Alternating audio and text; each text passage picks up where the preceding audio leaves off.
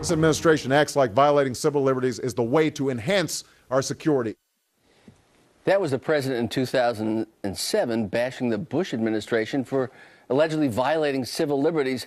But is it President Obama's NSA policies that are really robbing Americans of their privacy today? Joining us now is Fox News Sunday host Chris Wallace. Chris, nice to see you this morning. Good to be with you guys. How is the president's speech being received in Washington this morning? I had heard some Democrats seem like they said this is exactly what we need, and others saying the president didn't really do anything. Yeah, I think more the latter. To the degree that the president was trying to satisfy both the intelligence community and the civil liberties folks, I think he probably came down more on the side of the intelligence community. Yes, there are some reforms. For instance, in the metadata, he wants somebody other than the government holding the information. The government would have to go to a court to get a court order to sift through all of those billions of phone records.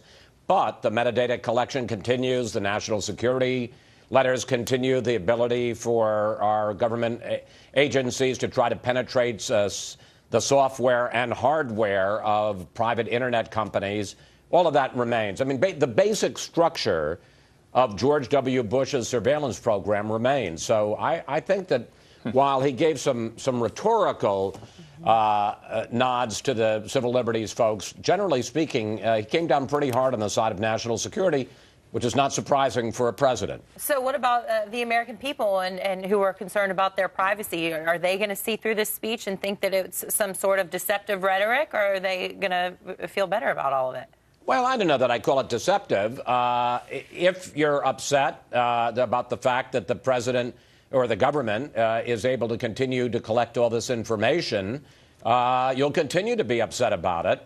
On the other hand, if you feel that the government going through all this information may prevent a terror plot and may help keep us safe, and the president did make the point, Anna, that there is not a single documented case where any of this information has ever been abused by the NSA or the CIA or any of our intelligence agencies, then my guess is you'll be okay with it. Yet, and then, of course, maybe we don't have health information getting out there and available to people when there's been a website breach. But we just got an alarming warning this week from the security expert who says the Obamacare website is just a breach waiting to happen, and it could have catastrophic consequences. Let's listen to David Kennedy this week. Healthcare.gov is not secure today. And nothing's really changed since the November 19th testimony. In fact, from our November 19th testimony, it's even worse. I don't understand how we're still discussing whether or not the website is insecure or not. It is. There's no question about that. It is insecure. It is insecure, absolutely 100%. You're going to be talking to Mr. Kennedy on your show this morning, Chris. What are you going to talk to him about? Well, exactly what he's saying. He testified. I mean, for folks that this may have slipped by, he testified before a House committee back in November. And now, at that point, the website was pretty messed up. But he said it's just like Swiss cheese. It's full of holes. Now he comes back and says that he and 6 other independent security experts went back to look at the supposedly new and improved site just in the last week or so.